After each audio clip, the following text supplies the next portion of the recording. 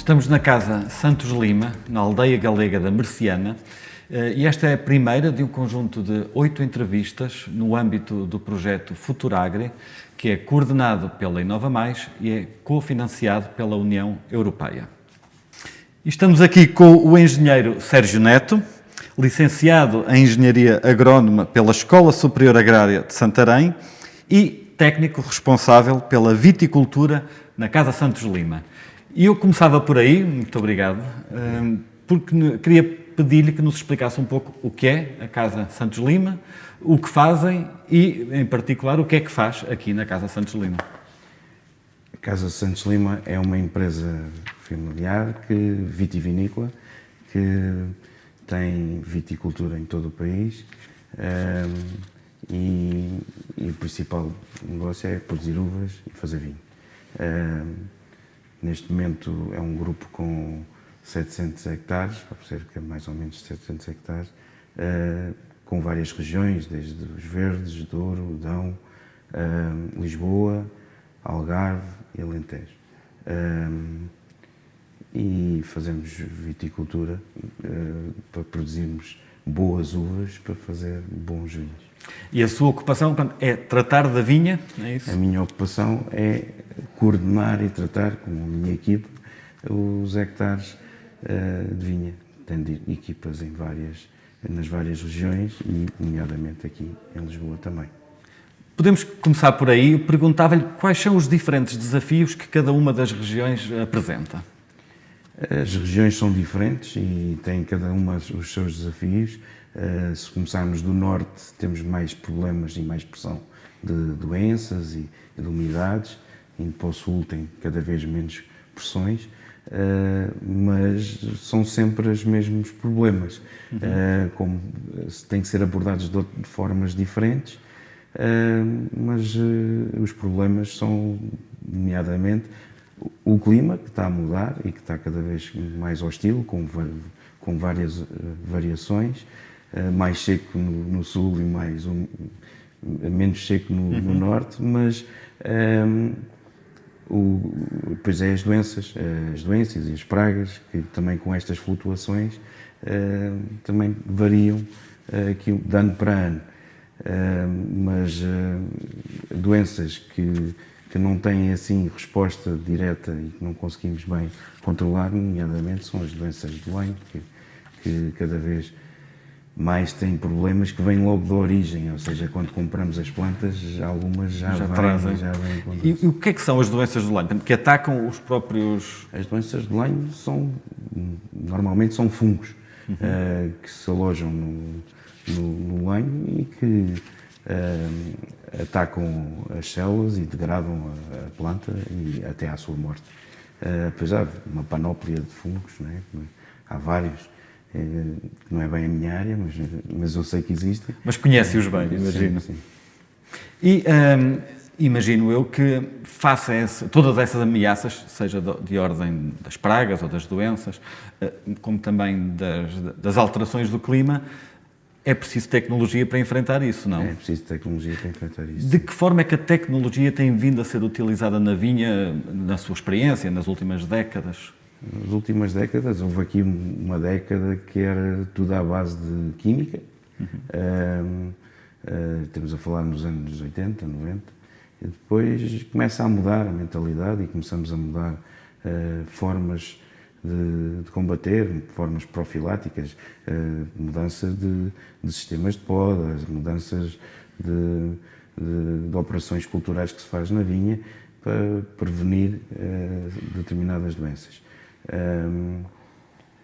E também as máquinas que vieram também melhorar a qualidade dos tratamentos e também os produtos cada vez são menos químicos e são mais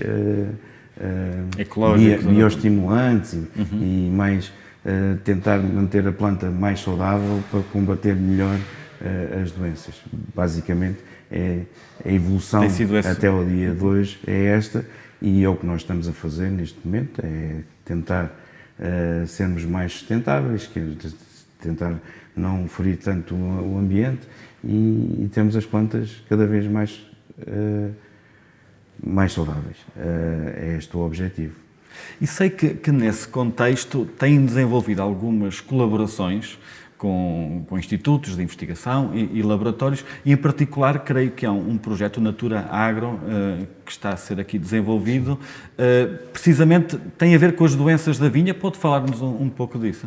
Tem a ver com as doenças de lenho que falei há bocado, e foi através do INIAV que tomámos conhecimento e disponibilizámos um campo de ensaio para instalarem lá um ensaio para estudarem os vários tipos de tratamentos, as várias formas. E que tratamentos são esses? Ou seja, em que é que consiste mais ou menos este? Neste momento são tratamentos fitofármacos, mas acho que também está nos primórdios, também tenho que me inteirar melhor do projeto, mas neste momento estão a testar diferentes tipos de fitofármacos no campo. Com a ideia de atacar as doenças de uma forma menos invasiva ou menos prejudicial ao ambiente, certo? Muito bem. E sei que também têm colaborado com o Smart Farm Collab, aqui vosso vizinho, não é? Sim. Que tipo de colaborações têm desenvolvido? Eles têm uma estação meteorológica cá montada, eles estão a desenvolver tecnologias para também melhorar este campo na viticultura, não é? E queria-lhe perguntar, agora, duas questões de âmbito um bocadinho mais genérico. Primeiro, quais acha que são os desafios da agricultura, ou da viticultura, se preferir, em Portugal neste momento? Os desafios da agricultura, da viticultura, é sermos, para já, rentáveis. Para além da sustentabilidade, temos de ser rentáveis para sobreviver. E de alguma forma, acho que a agricultura precisa de uma ajuda em termos de rentabilizar o produto que nós produzimos. Porque o que eu acho é que, mas isto tem a ver, se calhar, com política, não sei se...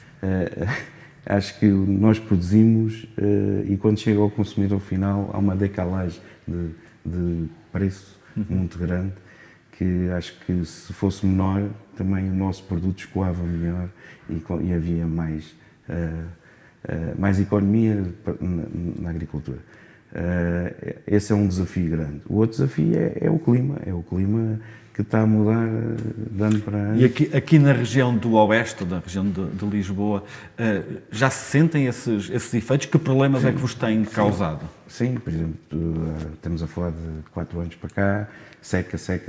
Este ano, graças a Deus, temos um ano com chuva, mas já começa a ser chuva também a mais.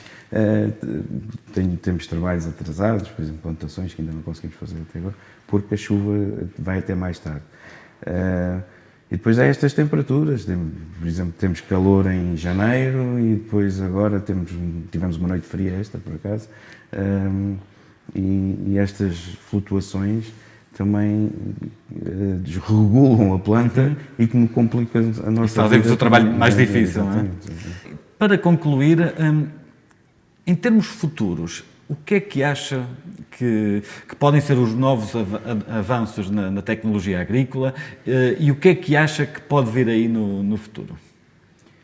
O futuro, acho que a tecnologia está a evoluir muito e temos cada vez mais a ficar, com a falta de mão de obra, também isso vai desenvolvendo mais, vamos ficar muito mais autónomos, ou seja, não tão dependentes de pessoas, mas há muitos trabalhos ainda que é necessário as pessoas e cada vez há menos pessoas qualificadas para o fazer e esse é um desafio grande, é as pessoas voltarem ao campo, ou seja, as pessoas quererem trabalhar no campo, porque hoje em dia trabalhar no campo é depreciativo e as pessoas não querem ir para o campo. Outro que está a evoluir e que eu acho que as pessoas estão também a mudar de mentalidade é que cada vez estamos a ser mais ecológicos e mais sustentáveis. Acho que a mudança de não mobilizar tanto, de fazer menos tratamentos, estarmos à espera de tratar quando é necessário, não tratar por tratar. Acho que isso também está a mudar muito a agricultura para melhor. Mas vai haver desafios, de certeza absoluta. Engenheiro Sérgio Neto, há futuro para a agricultura? Eu acho que sim. Se não houver futuro para a agricultura, também não há futuro para a comida e para a gente sobreviver, acho eu. Muito obrigado. Tecnologia, inovação, colaboração entre instituições. Passamos agora da vinha para o laboratório e cabe-me apresentar Cátia Pinto, diretora executiva do Smart Farm CoLab. É formada em Genética e Biotecnologia, com mestrado em Genética Molecular e doutoramento na mesma área pela Universidade de Aveiro e pela Universidade de Reims-Champagne-Ardenne, em França. Foi também diretora de inovação na Biome Makers e investigadora no Laboratório de Resistência e Bioproteção Induzida das Plantas, na Universidade de Reims-Champagne-Ardenne e na Unidade de Genómica na Biocant. Muito obrigado, doutora Cátia. E vamos começar então pelo Smart Farm CoLab, que eu lhe perguntava o que é, qual é a sua missão e que tipo de atividades tem vindo a desenvolver. Então o Smart Farm CoLab é um laboratório colaborativo, neste caso para a inovação digital na agricultura. Nós, enquanto laboratórios colaborativos, fazemos parte, no fundo, de uma rede de outros, no fundo aqui 42 laboratórios colaborativos a nível nacional, e o nosso, dentro de diferentes áreas temáticas, funciona no fundo para a agricultura, está no setor agrícola, e dentro do setor agrícola é o único para a digitalização da agricultura. Somos então, portanto, uma referência para a inovação digital da agricultura portuguesa. Somos uma associação privada sem fins lucrativos, atualmente constituída por 14 membros, e no fundo o nosso grande papel é a transferência do conhecimento científico e tecnológico daquilo que é produzido em termos de académicos, ou seja, das universidades, para o tecido empresarial. E lá está, enquanto laboratório colaborativo, nós temos este grande chapéu que é sermos uma entidade de hélice quádrupla, que no fundo, com este grande nome, o que é que significa? Significa que na nossa Constituição nós temos tanto a parte académica, ou seja, universidades, a parte do tecido empresarial, as empresas, e aqui de diferentes partes a nível do setor, desde a pulverização, a certificação, a parte dos transportes, e depois toda a parte também, aqui uma relação com a parte política e a sociedade, sempre nesta lógica de transferência do conhecimento científico e tecnológico. Muito bem. Quando nós pensamos em agricultura, pelo menos de forma tradicional, não nos vem à cabeça logo a digitalização. E, no entanto, é um setor cada vez mais digitalizado. Pode falar-nos um pouco disso e, já agora, quais são os grandes desafios atuais que obrigam, então, à utilização de tanta tecnologia na agricultura? Isto, aliás, no mundo em que nós estamos atualmente e da necessidade, nós temos que nos tornar, no fundo, a tecnologia ao nosso apoio, não é? E daí esta transição digital, que nós tanto ouvimos falar, é fundamental, não só nos outros setores, no setor industrial, mas também imprescindível no setor agrícola, aqui na parte da agricultura.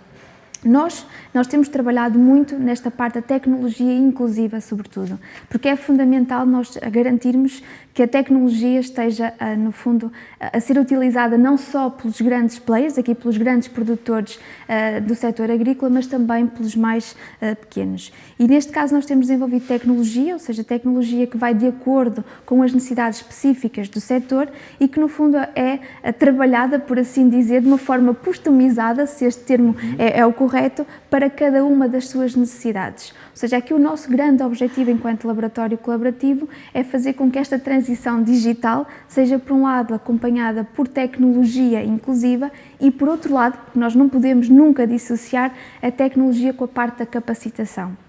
Ou seja, um dos grandes nossos focos é trabalhar num apoio técnico especializado aliado a esta formação que vai de encontro sempre com as necessidades específicas do setor. É preciso ouvi-lo, é preciso trabalhar e é preciso levar tecnologia que faça sentido. E isto é sair do escritório, por assim dizer, e ir para o campo com tecnologia não bonita, mas a tecnologia que seja útil para as grandes necessidades. E têm encontrado receptividade das pessoas que trabalham neste setor para a introdução dessas tecnologias? Eles próprios também vos pedem soluções? Aqui o grande desafio é trabalhar a tecnologia de acordo com uma necessidade, como eu disse anteriormente. E esta recepção tem sido sobretudo através de pilotos tecnológicos que nós temos vindo a trabalhar, de norte a sul de Portugal, e que no fundo vão servir como base para uma demonstração de como é que a tecnologia pode apoiar na exploração agrícola e na gestão do dia-a-dia. E muitas das vezes, e aqui é o que é fundamental, é desenvolver soluções juntamente com a parte técnica agrícola, com a parte dos produtores, e fazer com que estas soluções sejam uma co-criação, por assim dizer.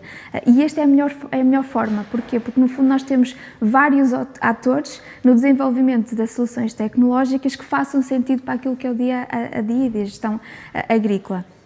E daí nós temos trabalhado, claro está, não é um processo fácil, é um processo que normalmente nós temos vindo a trabalhar muito em projetos de investigação e desenvolvimento, sempre utilizando aqui a parte com recurso às empresas, porque no fundo são elas que nos apoiam, por um lado, a ouvir a necessidade do campo, trabalhar uma solução e testar essa solução. Ou seja, só na base da testagem, da validação, da calibração, junto sempre do apoio técnico, é que nós podemos ter esta transição digital, se me permitem, se calhar mais amigável e, no fundo, mais apelativa para o próprio setor. E isto porquê? Porque é importante nós termos soluções que não sejam descabidas, que façam sentido. Este é o grande desafio. Sejam soluções que façam sentido para aquilo que é as necessidades específicas do setor e sempre apoiando a parte do apoio técnico, por assim dizer, aliados juntamente com a produção. Nunca podemos dissociar estes dois meios. Falou aí das necessidades dos produtores. Quais têm sido, nos últimos tempos, as necessidades que mais vos têm aparecido? Estão ligadas ao clima, às doenças, à produtividade? O que é que vos pedem? Quais são as soluções que têm de tentar encontrar? Nós temos trabalhado muito na questão da monitorização das culturas e aqui na monitorização, tanto a nível do ecossistema, por exemplo, solo, ou como nas condições agroambientais. Porquê? Porque, no fundo, permite-nos aqui a monitorização para depois nós termos aqui questões como uma gestão da rega mais eficaz, a gestão, por exemplo, dos tratamentos fitofármacos, que é cada vez mais necessário, não é, nós avaliarmos, porque, efetivamente, uma ida ao campo acarreta muitos custos, não só da parte da mão de obra, mas também dos custos com as máquinas, os tratamentos, no fundo, os fatores de produção têm custos cada vez mais elevados e nós temos de trabalhar nesta vertente de sustentabilidade. E a sustentabilidade não é só ambiental, não é? A sustentabilidade é também económica e social, obviamente. E trabalhando... As soluções económicas de sensores à distância que podem auxiliar. Exatamente, ou seja, e nós temos trabalhado muito nesta questão de monitorização, tanto por sensores, nesta parte que me referi, da parte inclusiva, e no fundo são sensores proximais, ou seja, que estão a monitorizar um determinado local, mas também com a parte da tecnologia remota, seja ela através de drones, seja a captação de imagens via drone, ou também satélite. Porquê? Porque nos permite ter um acompanhamento ao longo do tempo daquilo que é o crescimento das próprias plantas, o desenvolvimento das plantas e depois atuarmos em termos dos tratamentos, por exemplo, ou da gestão da rega. Um exemplo é um projeto que nós temos em curso, que é o Natura Agro. Neste caso, o Smart Farm Collab é um stakeholder deste projeto. Sim, fale-me desse projeto e quais são os objetivos deste projeto. O projeto Natura Agro, no fundo, é liderado aqui por uma empresa italiana. É um projeto LIFE, ou seja, ao abrigo do projeto LIFE. É um projeto também aqui com o chapéu da União Europeia, liderado por esta empresa italiana e que, no fundo, depois tem aqui 3 países. Tem, para além da Itália, França e Portugal. No caso de Portugal, o parceiro português é o INEAV, que é um associado do Smart Farm Collab, e o grande objetivo deste projeto é testar novas soluções à base natural, ou seja, aqui também com óleos essenciais e outras soluções com baixo teor de cobre, porque aqui há uma das métricas que nós temos que responder dentro do Farm to Fork, que é a utilização destes produtos fitofármacos cada vez mais amigos do ambiente e sermos menos dependentes do cobre, porque nós sabemos que a nossa agricultura tem aqui uma grande dependência deste componente. Que eram os tratamentos tradicionais, não é? Assim que acabam por estar na base dos tratamentos fitofarmacêuticos. E porquê é que não queremos o cobre nos nossos pratos? Ou seja, no fundo, nós temos uma acumulação muito grande, há um historial durante muitos anos, não é, da acumulação destes produtos e não só, destes químicos, em termos de solo, e nós temos que ser pragmáticos, ou seja, nós necessitamos necessitamos de um solo com qualidade, de um solo com biodiversidade, porque a nossa agricultura depende do solo. Mais de 90% da agricultura é produzida no solo. E até há muitos anos nós pensávamos que o solo era uma matriz completamente inerte. E não é. O solo é uma matriz completamente viva e um solo de qualidade vai garantir que as nossas próprias plantas tenham aqui uma vida que necessitam para ser mais produtivas e para termos, por exemplo, vinho com melhor também qualidade. E obviamente que aquilo que nós aplicamos, neste caso os produtos fitofármacos, vão ter um impacto muito grande também naquilo que é a qualidade e na própria biodiversidade do ecossistema que nós trabalhamos. E voltando a este projeto, no nosso caso, ou seja, aqui como eu referenciei, a nível português, o parceiro é o INEAP, nosso associado, e no fundo tem 2 vinhas, ou 2 pilotos aqui em vinhas instalados, um na Casa Santos Lima e outro também na região do Oeste, e no fundo é acompanhar a aplicação destes tratamentos, com diferentes doses, obviamente, ver o efeito não só a nível da própria planta, mas sobretudo em doenças muito específicas, que é a parte do míldio e as doenças do lenho. O nosso papel aqui é a parte da tecnologia, ou seja, o nosso grande papel é trabalharmos com a tecnologia, nomeadamente estações meteorológicas, e depois varrer com imagens de drone, para no fundo nos dar aqui um acompanhamento às condições agroambientais, no fundo para termos esta noção de quando é que nós devemos aplicar, ou as melhores datas de aplicação de tratamentos fitofármacos, e depois o varrimento com imagens de drone para acompanhar no fundo o vigor da própria planta e a incidência das doenças, obviamente. Muito bem. Doutora Cátia, qual diria que são atualmente e o que se antevê no futuro próximo os grandes desafios da agricultura? Seja em Portugal, seja talvez até a nível internacional. Bom, nós temos métricas muito grandes, não é? Muito desafiadoras daquilo que é o Farm to Fork e o Green Deal aplicado aqui pela Comissão Europeia. E um dos grandes desafios nós sabemos que a população está em crescimento. Isso é algo que é real, efetivamente. E nós temos que alimentar esta população. Mas nós também sabemos que temos cada vez mais produzir mais utilizando menos recursos. Este eu penso que é um dos maiores desafios. Porquê? Porque os recursos são limitados e nós vemos as alterações que nós temos vivido, as alterações climáticas, as secas extremas que nós temos, no fundo, vivenciado nos últimos anos, e depois o solo, não é que nós temos aqui uma grande erosão em termos daquilo que é o solo. Por isso, produzir mais alimentos com menos recursos é um dos maiores desafios. E como é que nós podemos apoiar? Associando sempre a tecnologia. Porquê? Porque nós podemos ter aqui um matchmaking perfeito daquilo que é, como é que nós podemos produzir mais utilizando menos e sermos mais rigorosos no fundo, por exemplo, na utilização da própria água. Água com qualidade, nós temos que garantir a própria qualidade da água, mas sobretudo quando nós falamos de tecnologia, e este para mim é um desafio, além da tecnologia ser inclusiva, não é? Para termos esta transição digital ao serviço de tudo o que é a parte agrícola, termos aliados este apoio técnico especializado, mas nunca esquecer o homem no campo. Nós sabemos que nós temos cada vez mais falta de mão de obra, a tecnologia deve apoiar aquilo que é a gestão agrária, mas o homem no campo é fundamental, porque é o homem que valida a própria tecnologia, ou seja, que nos vai apoiar a desenvolver novas máquinas, novas ferramentas que vão apoiar o seu dia a dia, a sua própria gestão, mas também, no fundo, é necessário o homem, porque a decisão final tem que ser sempre do homem. A máquina sim, mas o homem tem que ser aqui o decisor final. Muito obrigado, doutora Cátia.